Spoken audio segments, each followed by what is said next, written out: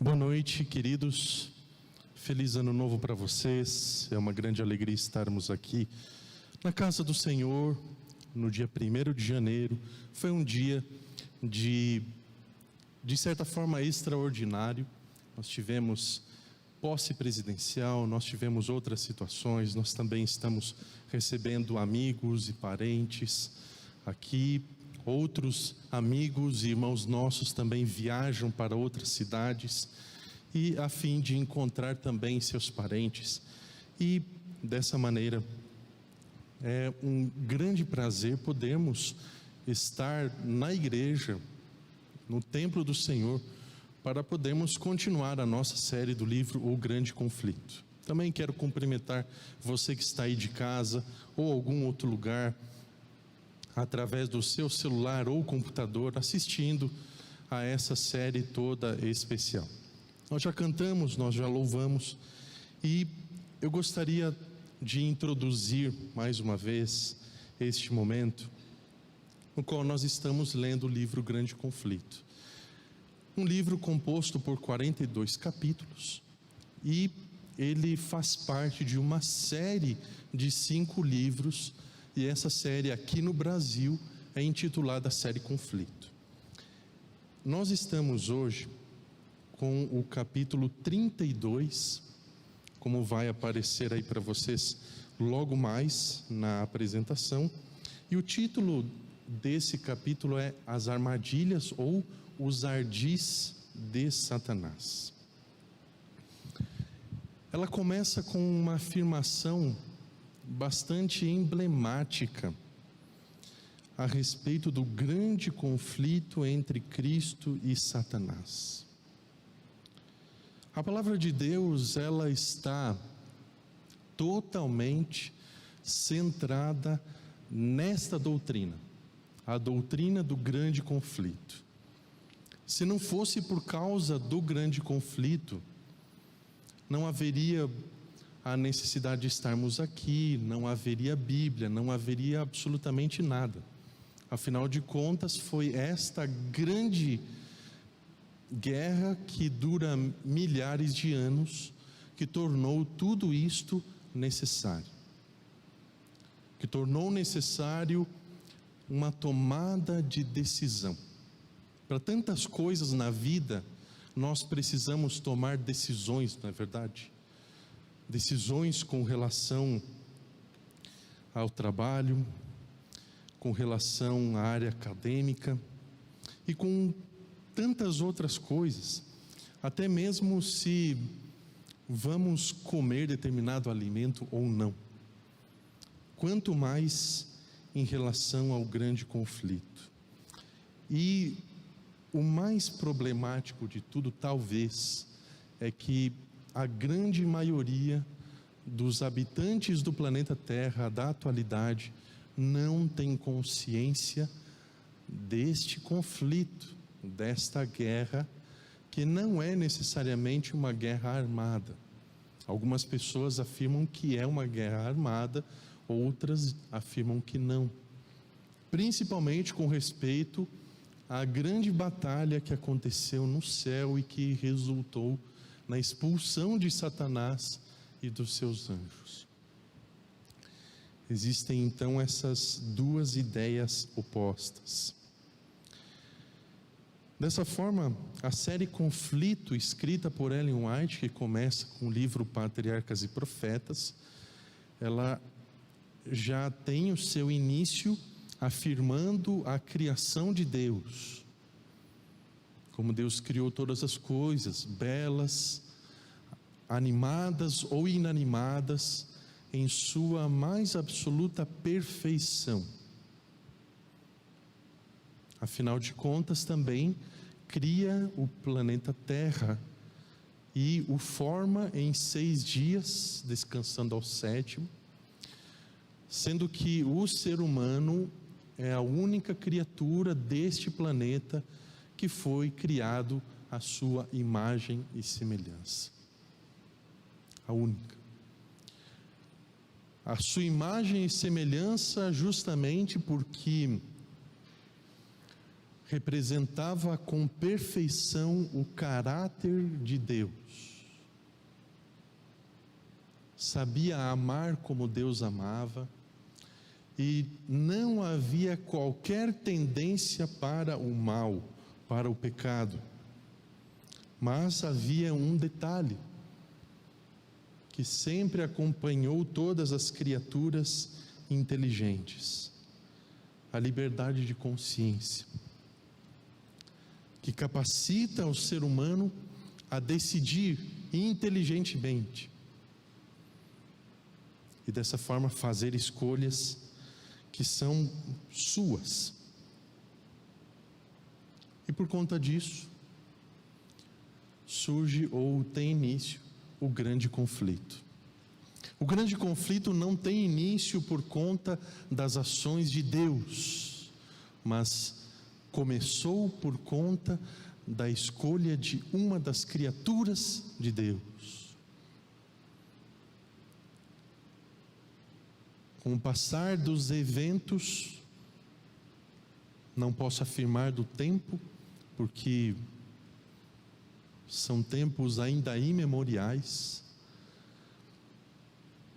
tem início uma situação em que se começa a disseminação de ideias contra Deus e contra a sua lei, conforme foi lido em capítulos anteriores deste mesmo livro. Por isso, nesse momento, gostaria até de incentivar, especialmente os que nos acompanham através da internet, que procurem acessar o site Ellen White. Ellen se escreve com 2 L's e com N ao final, ellenwhite.cpb.com.br. Através desta página especificamente, você poderá ter acesso a todos os livros de Ellen White publicados em português, e você poderá clicar no livro O Grande Conflito, no título, e você poderá então procurar no índice o título desta noite: Os Ardis ou as Armadilhas de Satanás. Sendo assim, portanto, nosso objetivo nesta noite é destacar os aspectos principais deste capítulo e dessa maneira então identificar quais são essas armadilhas às quais este capítulo se refere. Para começo de conversa, nós também podemos introduzir este capítulo com algumas das afirmações que ela fez. Primeiramente, após falar sobre o grande conflito inicialmente, e que esta é uma, se não a principal das doutrinas das Escrituras Sagradas, ela afirma que o maligno redobra seus esforços para frustrar a obra de Cristo em prol do homem, e assim prender as almas ou as pessoas em suas ciladas. Nós já vamos ver quais são elas. Dessa forma, ela afirma que toda vez que as pessoas começam a perguntar o que é necessário fazer para me salvar, então ele está postos procurando opor o seu poder ao poder de Cristo, que é desempenhado justamente para a salvação. E dessa forma, o que é feito? O poder do Espírito Santo é neutralizado ao máximo possível. Ao máximo possível, diga-se de passagem aqui, não é uma afirmação dela, é um acréscimo meu. O poder do Espírito Santo é neutralizado. Qual é a única maneira de que essa neutralização possa ser desfeita? Nós também vamos ver logo mais. Ela cita também na continuação do mesmo capítulo, a respeito de Jó, nos seus primeiros 2 capítulos, e como Satanás esteve ali entre as criaturas de outros mundos, para se apresentar diante do Senhor e toda a situação que aconteceu. Dessa maneira, com esta passagem, ela ilustra que ele foi para lá não para se curvar perante o Deus eterno, mas para frustrar o planejamento de Deus em relação à vida de Jó. E dessa maneira, ele também age no sentido de frustrar o favorecimento de Deus, e assim ele incita seus maldosos intentos contra os justos. E ela dá um exemplo disso. A partir do momento que o mensageiro humano de Deus, que prega a palavra de Deus, abre as Escrituras no sentido de examiná-las para apresentá-las ao povo, o que ele faz? Ele toma nota do assunto que vai ser apresentado, com a finalidade de empregar o engano, a astúcia, no sentido de amoldar as circunstâncias dessa apresentação. Poderão ser causadas distrações, poderão acontecer situações que impeçam com que a pessoa não necessariamente ouça literalmente, mas que ela entenda a mensagem que estará sendo pregada e no final tome uma decisão.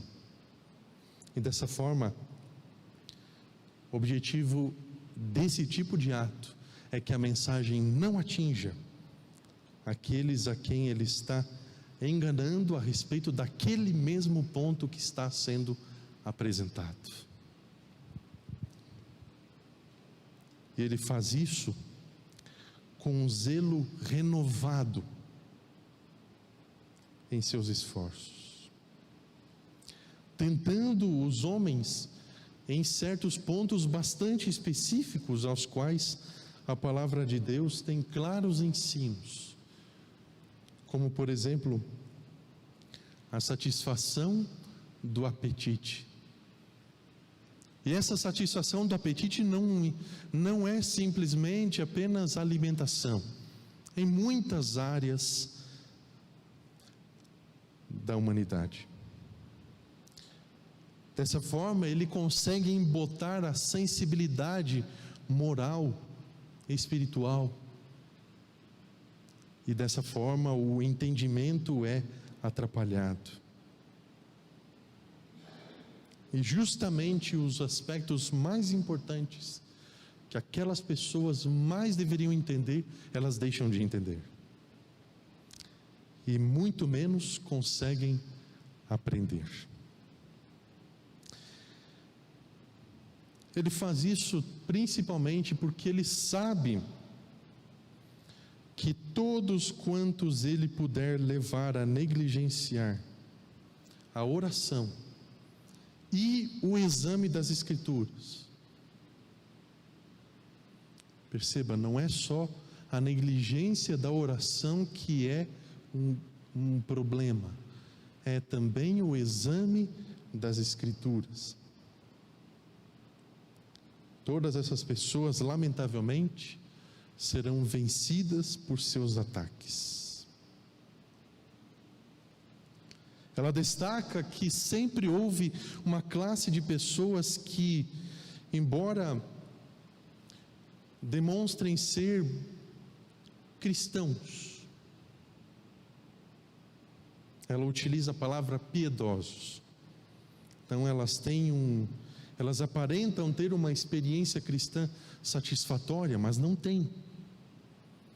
Então esse grupo de pessoas, ao invés de prosseguir no conhecimento da verdade, a sua religião consiste basicamente em procurar defeitos nas outras pessoas. em aspecto de fé ou de caráter. Dessa forma, ela termina afirmando que essas pessoas são a mão direita de Satanás. Além disso, ela continua dizendo que, apesar desta ser a realidade, ninguém precisa ser enganado em relação a essas pessoas, aos críticos, aos que procuram defeitos. Afinal de contas, como ela cita o texto de Mateus 7,16, pelos seus frutos os conhecereis.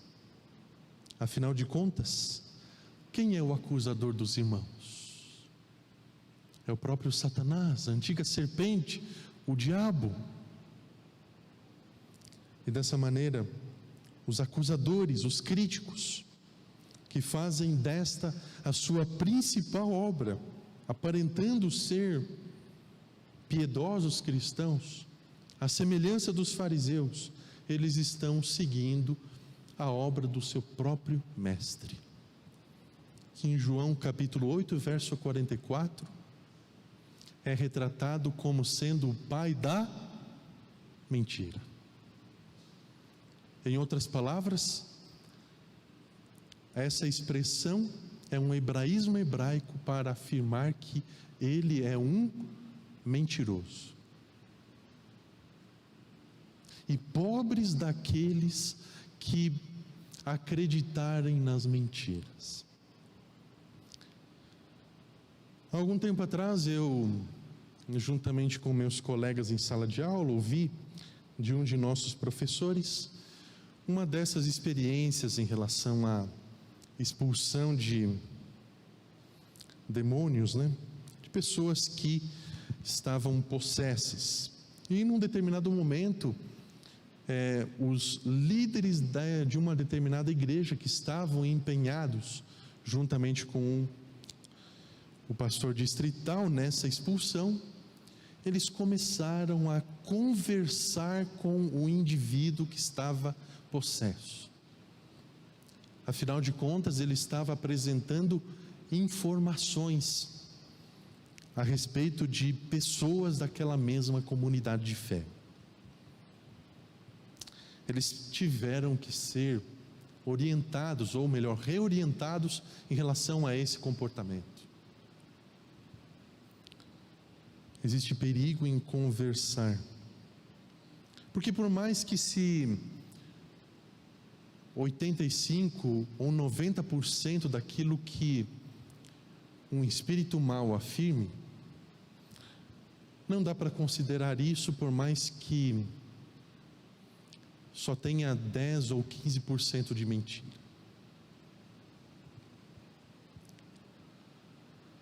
O grande enganador tem muitos agentes prontos a apresentar toda e qualquer espécie de erro a fim de enredar as almas. E não pensem que esses agentes são os anjos que estão ao seu lado, não. São pessoas que já entregaram o seu coração e a sua vida a Ele. E essas pessoas também creem nas mesmas armadilhas que nós estaremos apresentando aqui. Qual é o objetivo disso? Arruinar o máximo de vidas possível. Quais são essas armadilhas? Vamos ver algumas delas então aqui a partir de agora. A primeira delas é a opinião de que não é de consequência alguma o que os homens creiam. Ela afirma que esse é um dos enganos mais bem-sucedidos de Satanás. É muito comum na atualidade que tenhamos essa realidade de que cada pessoa tem a sua própria verdade. Percebam, isso é uma realidade, mas não é uma verdade das Escrituras Sagradas. Então é lógico que cada pessoa tem a sua verdade, cada pessoa tem a sua história de vida. Mas além disso, a única verdade que merece confiança, especialmente no que se diz respeito a Deus e ao seu reino, ao seu governo, está neste livro. Não existe outro. Dessa forma, é um grande problema a partir do momento que as pessoas começam a acreditar em verdades aleatórias e que estão espalhadas por aí em forma de filosofias e teorias. Perceba que existe uma grande diferença entre filosofia no singular. Afinal de contas, a Bíblia Sagrada também apresenta uma filosofia, e as demais filosofias, que geralmente não passam de um gênero filosófico, uma ideia meramente humana. Dessa forma, ela afirma que com o intuito de sustentar doutrinas ou práticas anticristãs, alguns apanham passagens das Escrituras separadas do contexto, citando talvez a metade de um versículo para provar o seu ponto de vista, sendo que se fosse ler a parte restante do mesmo versículo, ou até os versículos seguintes, se provaria justamente o contrário.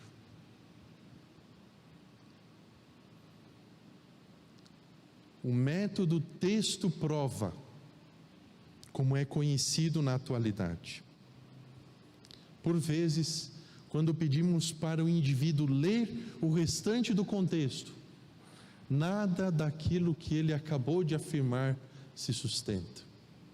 O método texto prova, que consiste apenas na citação de versículos isolados, sem considerar a porção nas quais ele está, sem considerar o capítulo e também o livro no qual ele está. É um desses grandes perigos. O segundo aspecto que ela apresenta neste capítulo, e que constitui, portanto, uma das grandes armadilhas, está nos ensinos ilusórios e nos prodígios de mentira do Espiritismo. Nesses últimos 2 anos, lamentavelmente, muitas pessoas acabaram falecendo. Por conta dos falecimentos, muitas pessoas entram em desespero total, porque não conhecem o ensinamento bíblico da ressurreição, que inclusive nós aqui estudamos nesta última lição. A ressurreição não é apenas uma esperança, é uma promessa,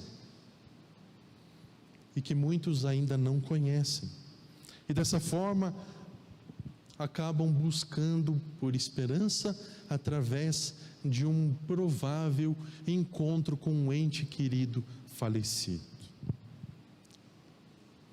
Sendo que, na verdade, os ditos espíritos que são invocados não são dessas pessoas que faleceram. Outra dessas armadilhas é o ensino, que também é uma doutrina que nega a divindade de Cristo. Esse ensinamento, ele pode aparecer ou ser apresentado de diversas maneiras, especialmente através do ensinamento principal do dualismo grego, que crê que a matéria é má, mas o espírito é bom.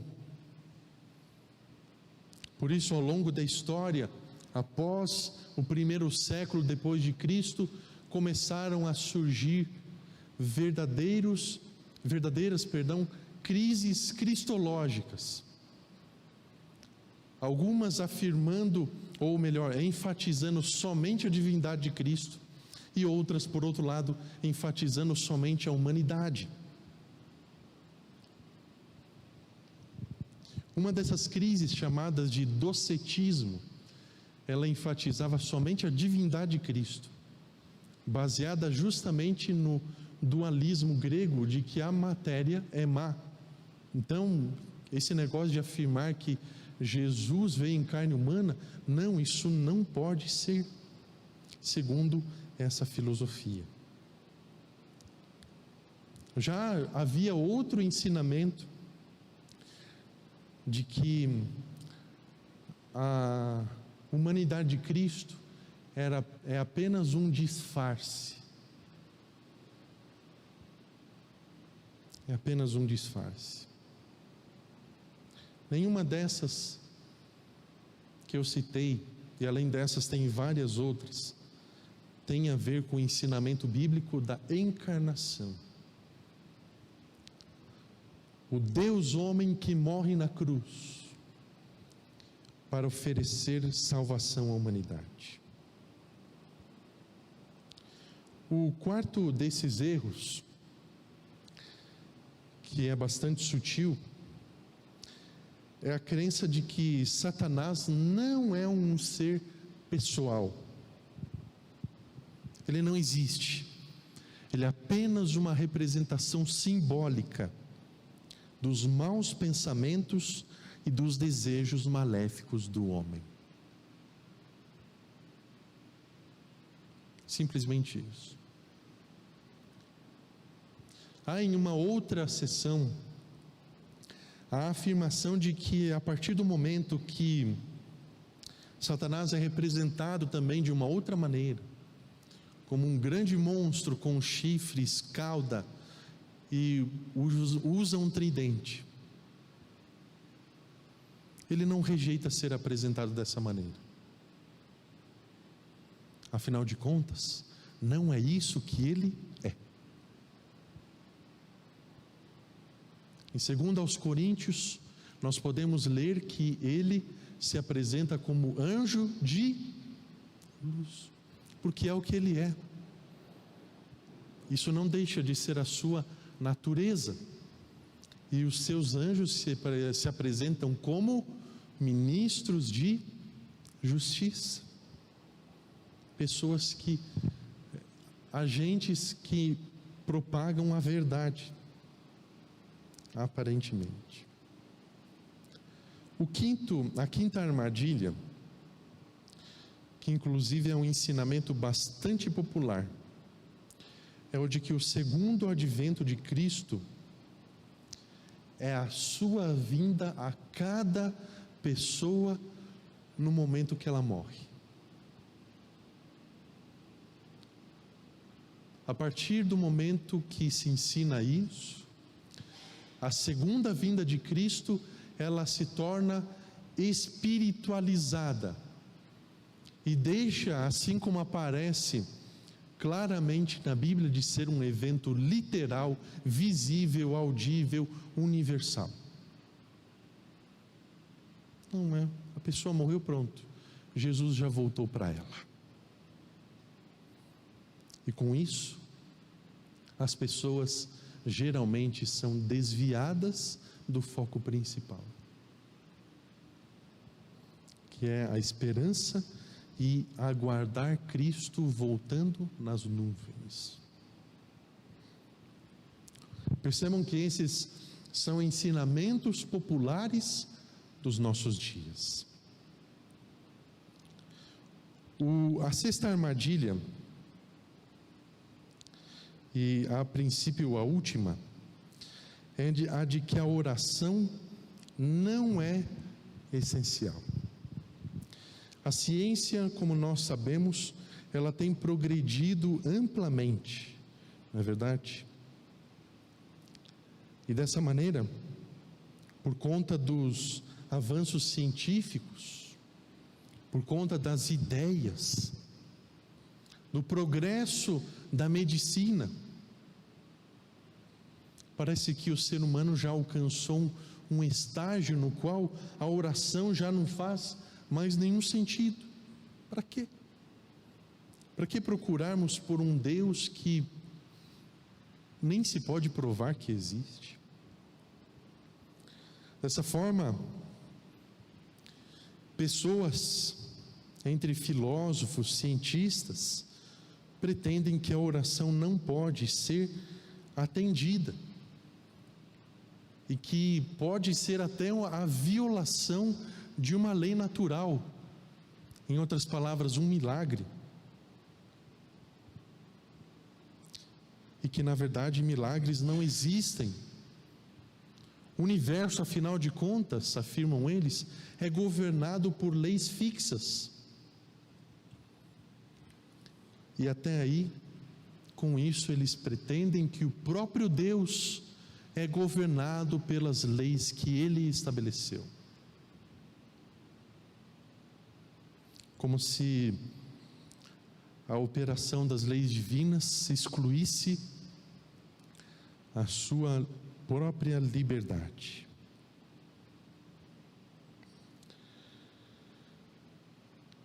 Essas são as 6 armadilhas de Satanás que são apresentadas neste capítulo. Mas eu gostaria de ter a liberdade de apresentar a vocês uma 7ª armadilha. Esta 7ª armadilha não se encontra neste capítulo do livro, pelo menos não citada de próprio nome, mas ela está nas entrelinhas. No início do capítulo, ela fala sobre o grande conflito entre Cristo e Satanás e como ele tem se arrastado ao longo dos séculos. Em tempos muito recentes, muitas pessoas têm utilizado uma expressão que se repete por diversas vezes. E nos livros publicados em português, tanto entre os seus próprios escritos, quanto entre as compilações, essa expressão aparece pelo menos 20 vezes, que é 6.000 anos. Então, essa expressão é utilizada por ela de diversas maneiras, ou durante 6.000 anos, quase 6.000 anos, por 6.000 anos e etc. Particularmente entre os adventistas do 7º dia, esta ocorrência tem sido muito comum e muitos têm utilizado estas expressões de Ellen White em conexão com o capítulo 20 do livro do Apocalipse, para afirmar o que é conhecido entre nós como a teoria do 7º milênio. Essa afirmação já não é muito comum, mas ainda é bastante usada por alguns indivíduos, particularmente em algumas outras regiões daqui do Brasil. Eu escutei pregadores afirmando esta teoria. E no que consiste o 7º milênio, afinal de contas? É um ensinamento baseado primariamente na criação do mundo, de que após 6.000 anos de pecado, Cristo retorna à terra justamente no 7º milênio. E a afirmação desses indivíduos é de que esse é um ensinamento de Ellen White. Coitada, ela nem está mais viva para poder contra-argumentar, mas se afirma que este é um ensinamento de Ellen White. No entanto, por mais que ela utilize essa expressão 6.000 anos repetidas vezes, em nenhum momento ela está afirmando que é nessa época que Cristo volta.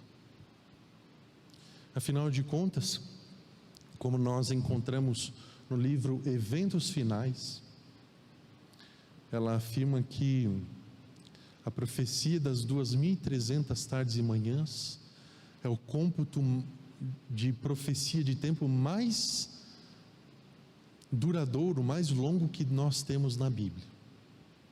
E após 1844, o tempo deixa de ser uma prova para os adventistas do sétimo dia.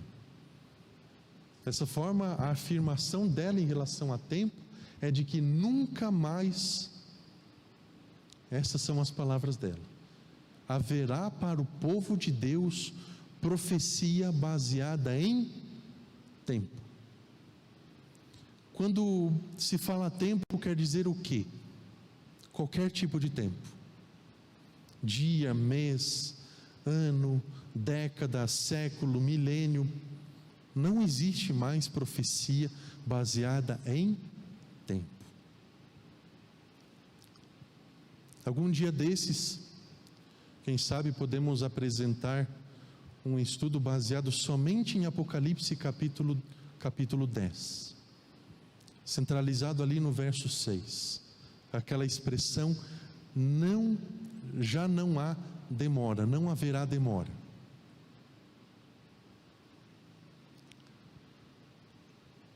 Existe um grande perigo em relação à ênfase de tempo, quando se utiliza esse recurso para falar sobre a segunda vinda de Cristo.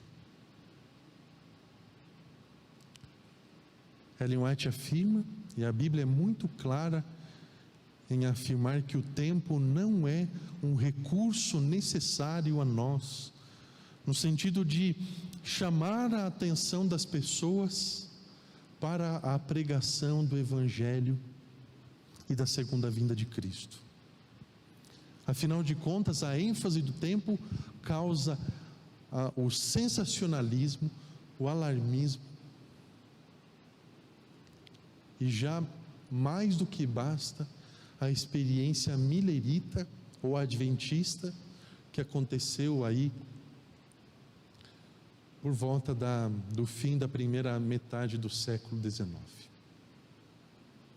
Já foi lição o bastante, além do fato de que até hoje existem pessoas que afirmam que a Igreja Adventista do Sétimo Dia marcou data, sendo que, na verdade, a mesma foi organizada somente em maio de 1863. Não existia Igreja Adventista do Sétimo Dia.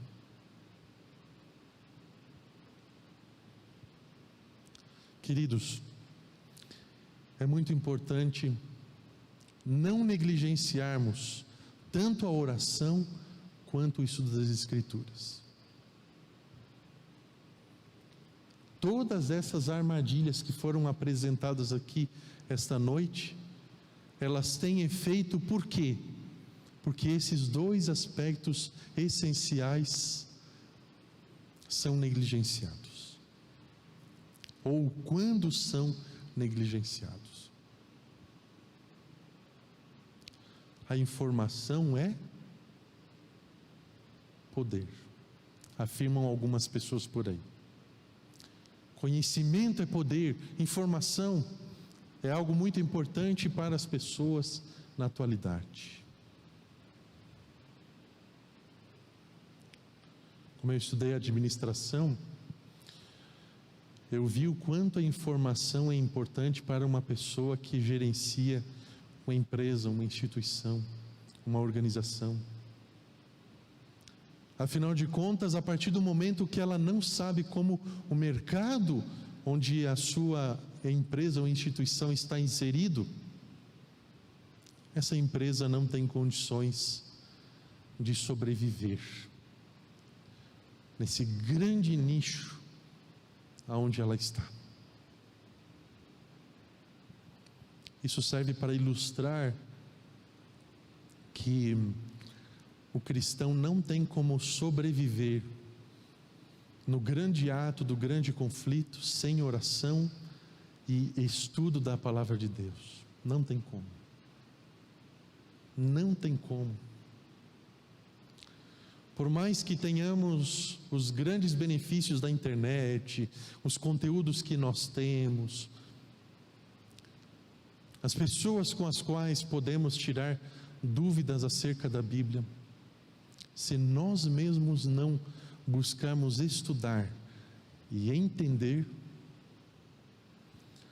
provavelmente as decisões que tomaremos em seguida não serão as mais indicadas. E através da oração, nós temos comunhão direta com Deus, sem intermediários. Mas se nós fizermos as nossas escolhas e vivemos por nossa própria conta, nós colheremos amargos frutos disso. Dessa forma, por conta desses dois aspectos aí, a falta de oração e não estudar a palavra de Deus, as armadilhas de Satanás têm tido êxito em conseguirem enredar cada vez mais e mais e mais pessoas. E não nos enganemos, não nos iludamos, isso não acontece só lá fora, isso é especialmente dirigido também a nós. Em Mateus capítulo 24, verso 24, o Evangelho afirma que justamente no fim do tempo, e aí no contexto do sermão profético de Cristo, serão operados tão grandes sinais e prodígios ou maravilhas, para, se possível, enganar quem? Os ímpios lá fora? Os filósofos, os profissionais? Não, os escolhidos. E escolhidos, entendam, os remidos, os salvos, aqueles que aceitaram a Jesus Cristo como seu Salvador.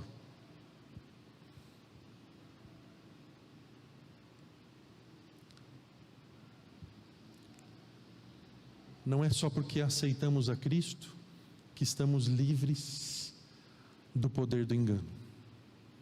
Por isso, que em 2023 nós oremos mais, que em 2023 nós estudemos mais a palavra de Deus.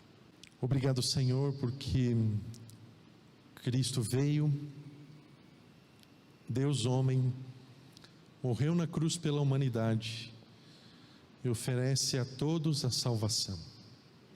Obrigado porque Ele derramou o seu sangue e por conta disso todas as nossas culpas ou a nossa condenação podem ser apagadas.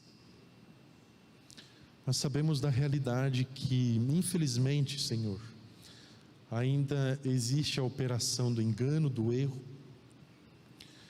porque estamos no grande conflito. E no meio desse conflito estamos cada um de nós. Obrigado porque, apesar de nós termos um leão que está bramando ao derredor, nós temos um anjo que está ao nosso redor, o leão da tribo de Judá. E nós te agradecemos porque, através dessa comunhão com Ele, através do aprendizado dos ensinamentos dEle, nós podemos permanecer a salvos com Cristo. Obrigado, Senhor, porque, independentemente da nossa condição humana, por mais humildes que sejamos, se permanecermos em contato com Cristo, qualquer um de nós pode resistir a toda a hoste satânica e inclusive vencê-la. Obrigado porque o Senhor obteve essa vitória para cada um de nós. Que a nossa escolha, Senhor, a cada dia de 2023, possa ser de intensificar a comunhão com Cristo através da oração e o estudo da Tua Palavra. Abençoe a cada um de nós aqui, a cada família, a cada um que esteve nos assistindo esta noite pela internet. Oramos em nome do Senhor Jesus.